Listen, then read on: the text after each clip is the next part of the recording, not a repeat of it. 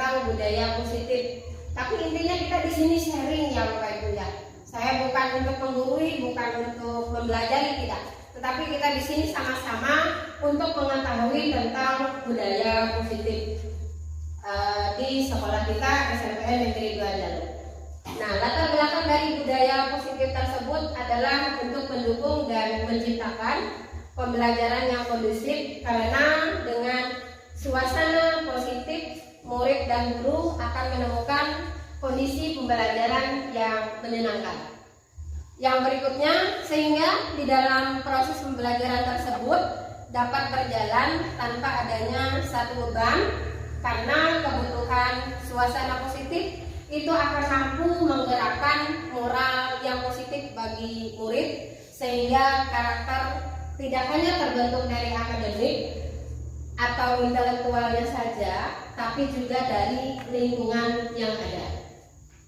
Budaya positif itu adalah nilai, keyakinan, dan kebiasaan di sekolah kita yang berpihak pada murid, agar dapat berkembang menjadi pribadi yang kritis, penuh hormat, dan bertanggung jawab.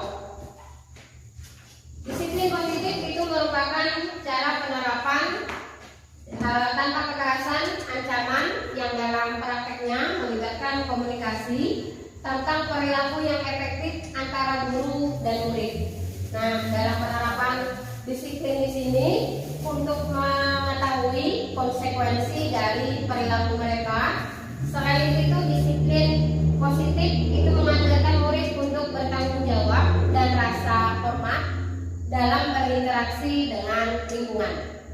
Jadi disiplin merupakan disiplin yang tujuannya untuk menumbuhkan kesadaran serta memperdayakan murid untuk melakukan sesuatu tanpa sungguhan, ancaman, dan hukuman.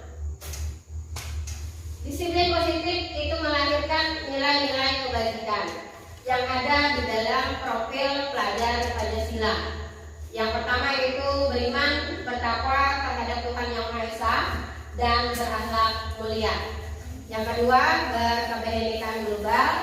Yang ketiga, gotong royong, mandiri, bernalar kritis, dan kreatif. Nah, di sini kemarin saya di kelas 8 membuat kesepakatan kelas supaya di kelas 8 itu bisa untuk melaksanakannya. Pertama di situ adalah ketepatan waktu untuk datang ke sekolah. Yang berikutnya itu adalah tentang kebersihan lingkungan, kerapian pakaian yang mereka pakai. Setelah itu mereka mandiri bertanggung jawab dengan lingkungan sekolah yang ada di SMPN Negeri 2 Jalur.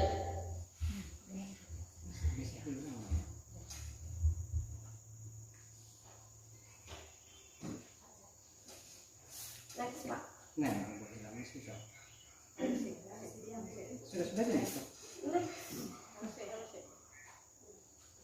Selanjutnya di dalam budaya positif di sini adalah kebutuhan dasar itu adalah tentang murid ya. Pertama di situ kebutuhan untuk bertahan hidup. Maksudnya bertahan hidup itu bahwa siswa ini mungkin dari jam pagi dia belum sarapan ya. Nah di situ mereka menginginkan, ayo Bu kita udah selesai waktunya gitu. Saya mau sarapan pagi. Nah di situ yang dikatakan untuk bisa bertahan hidup di sini atau survival. Yang kedua kasih sayang dan rasa diterima. Maksudnya bagaimana mereka itu bisa kita sayangi atau kita terima dengan keadaan mereka yang sedemikian adanya. Yang ketiga itu penguasaan. Penguasaan adalah dari siswa kita yang merasa punya nilai tinggi. Nah di situ mereka ingin juga dikatakan saya dapat ranking nih, ada nggak penilaian dari Dewan Guru? Yang keempat adalah kebebasan. Kebebasan itu mereka adalah menyangkut dengan kesenangan juga. Jadi yang namanya kebebasan, siswa itu juga mereka menginginkan bahwa dinasehati ditegur oleh guru tidak jadi masalah. Tetapi di situ mereka juga pengennya, saya ini dengan Dewan Guru ini menyenangkan. bebas.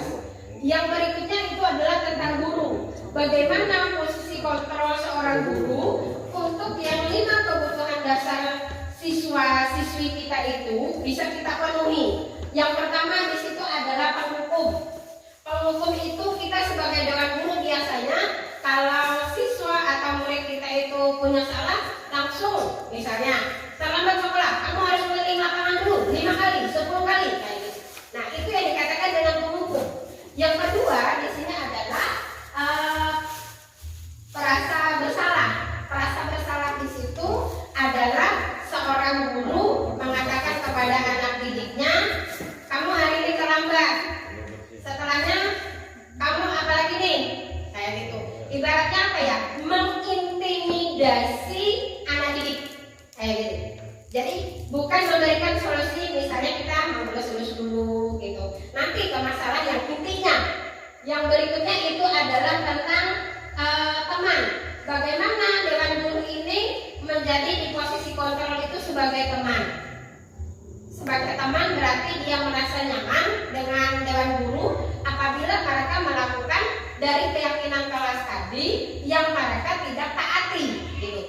Yang keempat adalah tentang pemantau. Di sini dewan guru hanya melihat atau memantau dari siswa ada yang mengalami atau mereka melakukan kesalahan, hanya dipantau saja atau hanya dilihat dari kejauhan. Nah, yang berikutnya itu adalah posisi kontrol guru sebagai manajer. Manajer itu adalah seorang guru di situ mengelola kesalahan atau dari kasus siswa, tidak langsung mengintimidasi, tetapi dari awal kita melakukan itu dengan contoh satu dengan kata-kata yang lemah lembut.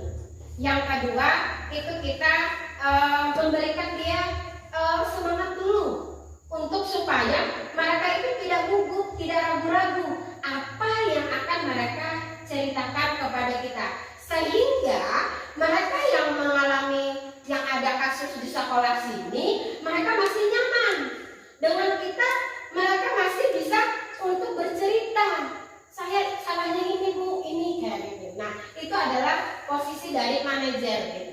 Sampai kita bisa menemukan kesalahan anak didik atau kasus dari anak didik itu, sampai kita bisa mengatasi sama-sama dengan anak didik tersebut.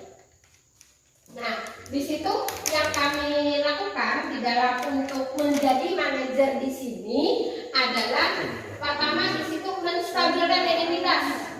Menstabilkan identitas itu yang saya maksud tadi, tidak mengintimidasi dari murid. Kita misalnya tos dulu deh, atau misalnya salaman dulu. Nah, baru setelah itu kita lakukan validasi tindakan yang salah. Misalnya kita melakukan dengan anak didik validasi tersebut, hari ini kamu terlambat sekolah kenapa nak? Nah, lalu di situ dia cerita tuh dari restitusi ini tadi. Yang berikutnya baru kita menanyakan keyakinan. Menanyakan keyakinan ini setelah dia mengaku merasa salah, tidak mengulang lagi, lalu dia berjanji kepada dirinya bahwa dia terjadi kehilapan hari ini, untuk hari berikutnya tidak melakukan lagi. Nah, gitu. Nah, ini adalah video saya yang saya temukan dari anak didik kita di kelas 8. Ini tentang keterlambatan datang ke sekolah.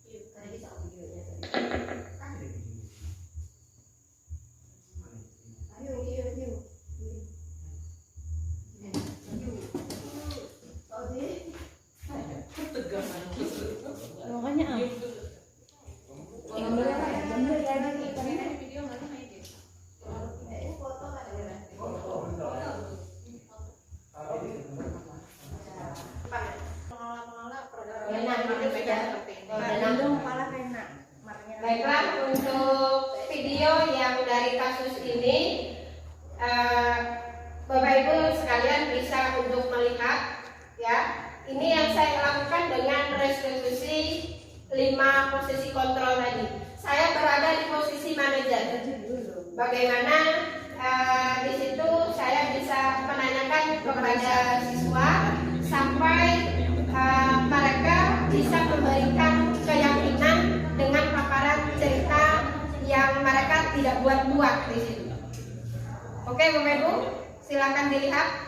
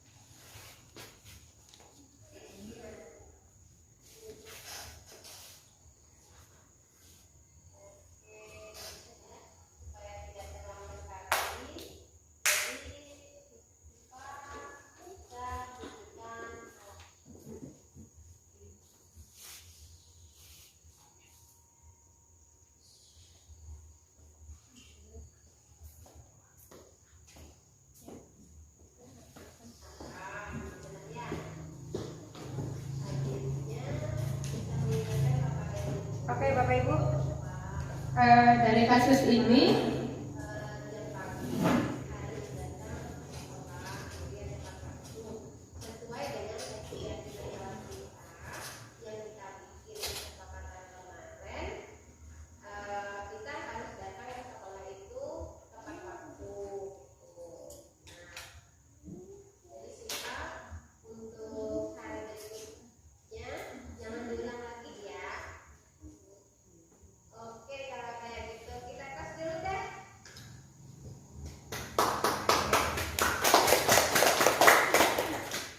Bapak Ibu sekalian, dari video tadi itulah yang saya temui dan lakukan untuk anak didik kita supaya mereka merasa nyaman dan aman dari kasus mereka yang mereka lakukan kayak gitu. Terima kasih untuk moderator. Baik, itulah pemaparan tentang diseminasi budaya positif. Kepada peserta yang mau mengajukan pertanyaan atau materi yang belum jelas, saya persilahkan untuk 2 orang penanya. Ya, silakan kepada Ibu Marni. Assalamualaikum warahmatullahi wabarakatuh. Waalaikumsalam warahmatullahi wabarakatuh.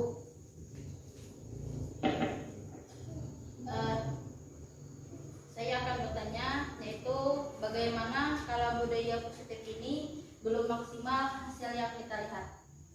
Mungkin ini saja yang ingin saya tanyakan. Akhirul kalam, assalamualaikum warahmatullahi wabarakatuh. Waalaikumsalam warahmatullahi wabarakatuh.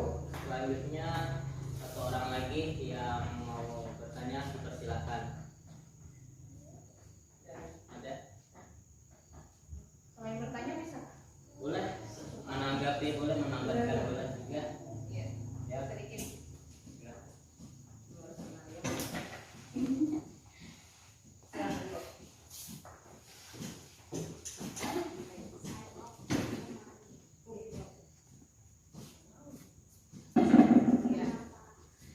Assalamualaikum warahmatullahi wabarakatuh. Waalaikumsalam warahmatullahi Wabarakatuh kepada semuanya yang lagi nanti kepada Siti sekaligus pemateri. Kemudian pertama sekali saya pribadi mengucapkan terima kasih. Ya, terima kasih kepada paparan hari ini mengenai budaya positif di sekolah. Salah satunya yang diterapkan itu nampak sekali. Ya, memang pada kenyataannya kadang-kadang budaya-budaya positif yang kecil-kecil itu kita sering tidak memperhatikan. Jadi tadi terlihat videonya Bapak Boleh ditampilkan videonya tadi?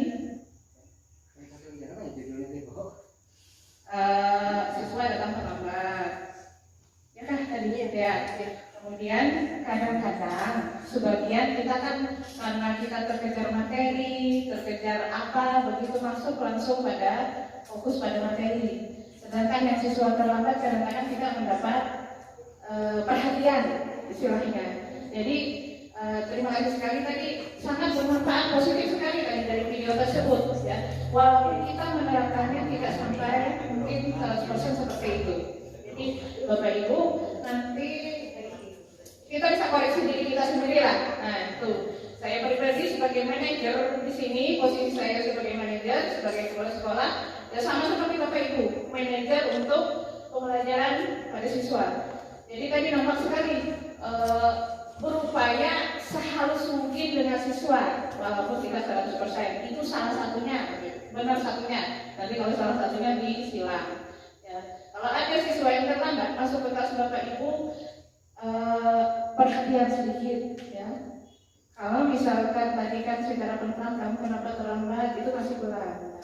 Usahakan jangan yang negatif dulu. Nah, seperti itu kira-kira. Jadi kita semua dapat mengambil manfaat dari video itu, walaupun cuma satu video tuh pemaparan dari Bu Siti ya, itu dapat merubah siswa, otak siswa sebenarnya perlahan-lahan.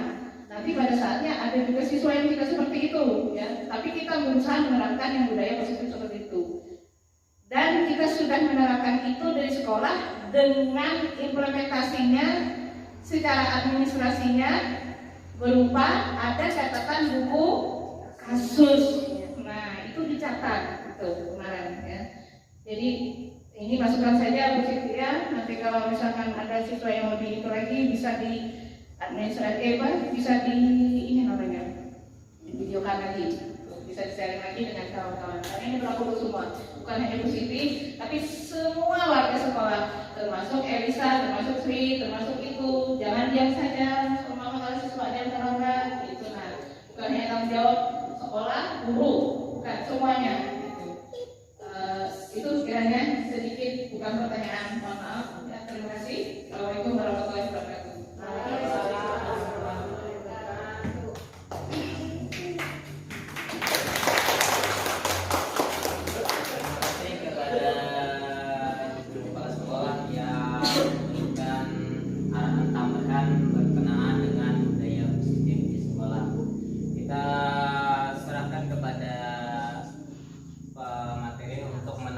Pertanyaan dari Ibu Marni, bagaimana jika budaya positif belum maksimal? Terima kasih kepada Ibu Marni dengan pertanyaan ini. Pertama di sini kita melihat dulu ya Bapak Ibu ya, bahwa seorang guru itu tidak hanya satu kali menemui dari kasus-kasus siswa. Kita sering menemui hal itu. Nah, dari temuan-temuan kita tersebut, kita bisa secara bertahap yang mana yang perlu kita perbaiki. Jadi kita bisa perbaiki misalnya dari kesepakatan kelas dulu.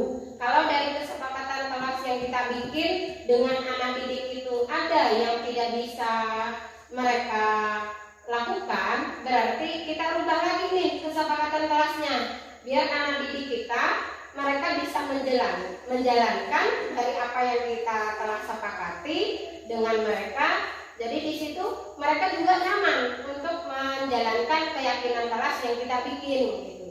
Nah, jadi dari hal itu tadi, apabila belum lagi kita maksimal untuk mengatasi dari masalah kasus tersebut, kita juga sebagai seorang guru bisa introspeksi diri kita, bahwa dari diri kita itu apa sih yang belum yang kita lakukan untuk anak didik. Karena di sini sesuai dengan filosofi Ki Hajar Dewantara, guru itu mempunyai semboyan ing ngarso sukeledo, ing madya mangun karso, teturi handayani. Artinya di sini kita sebagai pemimpin mampu memberikan suri tauladan kepada anak didik, memberikan arahan atau tuntunan kepada anak didik. Nah, bagaimana anak didik itu bisa menjadikan kita sebagai panutan mereka? Berarti kita dulu yang bergerak bagaimana kita memberikan yang positif, yang baik kepada anak didik tersebut. Kayak gitu. Yang kedua, kita mampu membangkitkan, menggugah semangat siswa. Misalnya, kita membangkitkan ini dari tengah nih. Kalau yang pertama tadi kan dari depan kita membangkitkan untuk dari siswa tadi. Yang kedua ini dari tengah. Bagaimana kita memberikan semangat kepada anak didik supaya yang mereka lakukan dari kasus-kasus yang kita temukan itu tidak lagi gitu mereka lakukan. Yang berikutnya itu adalah kita memberikan dorongan dari belakang, bahwa kita setelah dari tengah, dari depan, kita dari belakang lagi dorong mereka supaya yang namanya guru ini berpihak pada murid. Kayak gitu. Jadi berpihak pada murid ini bukan hanya dari kata-kata Bapak Ibu, tetapi kita juga dari perilaku kita. Bagaimana kita melakukan siswa itu sampai siswa tersebut tadi intinya adalah merasa nyaman dan nyaman kepada kita semua, supaya dari kasus yang kita temui itu mereka tidak lagi melakukan, walaupun ada dari siswa yang lainnya juga kemungkinan mereka bisa melakukan. Tetapi kita telah ketahui di sini bahwa dari per kasus tersebut itu adalah menjadi introspeksi diri kita supaya kasus tersebut tidak terjadi lagi. Bagaimana kita untuk bisa maju ke depan, merubah image kita sebagai seorang guru. Itu ya dia. Silakan Bu, ada tanggapan balik pada saya karena kita di sini hanya sharing, saya juga baru belajar. Kalau ada Bapak Ibu sekalian yang mau menambahkan, monggo. Mungkin dari Pak Arbain mengenai tentang budaya positif yang perlu dikembangkan di sekolah kita ini. Terima kasih pada pimpinan. Assalamualaikum warahmatullahi wabarakatuh. Kita menyimak paparan dari ini tadi. Nah, ternyata kalau ada anak itu yang tidak sesuai dengan ketentuan dan tata tertib kita tidak langsung untuk memarahinya dan menegurnya, ya benar. Ya, benar. Nah, tapi bagaimana tadi ada 3 cara yang Ibu paparkan tadi. Ya. Ya, mungkin itu yang akan kita terapkan nanti. Bagaimana supaya kita ini menahan emosi kita. Kadang-kadang kita kalau melihat itu langsung emosi. Apa ini? Jadi mudah-mudahan kita di semester genap nanti dapat menerapkan apa yang telah diberikan. Ya, terima kasih atas informasi dan masukan yang telah diberikan. Mudah-mudahan bermanfaat bagi kita semuanya. Assalamualaikum warahmatullahi wabarakatuh. Waalaikumsalam. Terima kasih kepada Pak Arbain yang telah menyampaikan tanggapannya. Mungkin dari ibu-ibu ada yang ingin menanggapi, silakan kepada ibu ini. Assalamualaikum warahmatullahi wabarakatuh. Waalaikumsalam warahmatullahi wabarakatuh.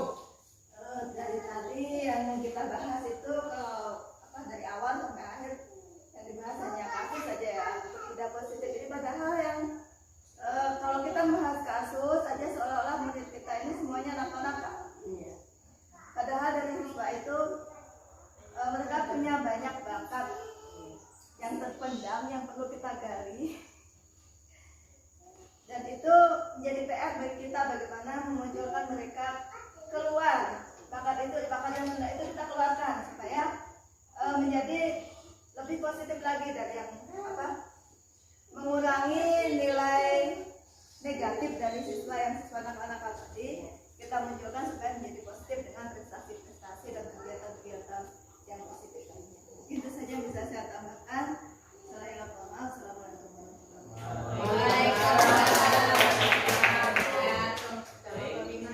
Terima kasih kepada ibu ini, tanggapannya akan tetapi sedikit mengatakan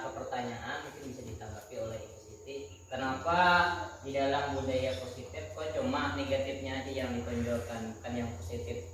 Kepada Ibu Siti, saya persilakan. Terima kasih kepada moderator dan penanya Ibu Eni. Di sini kenapa yang dimunculkan itu adalah tentang kasus. Maksudnya dari restitusi posisi kontrol di sini adalah kita sebagai guru, bagaimana kalau kita bertemu kasus yang seperti ini, tahapan-tahapan apa yang akan kita lakukan. Kalau yang sudah positif, kita mau memajukan atau melakukan perubahan ke depan, kita itu tidak menemui kasus, Bapak Ibu. Nah, yang di sini yang saya masukkan adalah untuk restitusi posisi kontrol ini untuk cara penanganan dari kasus yang pernah kita alami dengan anak didik kayak gitu. Jadi dari cara-cara kita yang seperti kemarin itu kita rubah. Jangan lagi yang seperti itu gitu. Jangan lagi misalnya melakukan hukuman, mengintimidasi siswa kayak gitu. Nah, seperti itu Ibu Eni ya. Baik, terima kasih kepada Ibu Siti telah memperjelas mengenai budaya positif yang dapat kita simpulkan bersama. Budaya positif ini adalah perubahan dari penanganan kesalahan siswa atau suatu kasus dengan penanganan yang positifnya, imbasnya kepada siswa bukan negatif. Misalkan seperti kalau kita menegur siswa di depan orang banyak, mungkin dia efeknya itu malu bukan jerah. Jadi harapannya dengan adanya diseminasi budaya positif ini, kita dapat membentuk karakter siswa agar cinta kepada gurunya bukan benci kepada gurunya. Walaupun siswa itu terkadang melihat kita itu takut, bukan berarti siswa itu paham apa yang kita jelaskan. Jadi harapannya dengan adanya diseminasi ini dalam penanganan siswa yang kelakuannya kurang baik, kita bisa menanganinya dengan cara yang baik, bukan dengan cara kekerasan. Mungkin itu saja yang dapat saya tambahkan karena mengingat waktu juga. Jadi untuk acara diseminasi hari ini kita cukupkan sampai di sini. Mungkin kalau ada yang masih menjaga atau kekurangannya nanti bisa ditanyakan di lain kesempatan. Saya selaku moderator mohon maaf apabila ada kesalahan. Saya akhiri. Wassalamualaikum warahmatullahi wabarakatuh. Waalaikumsalam.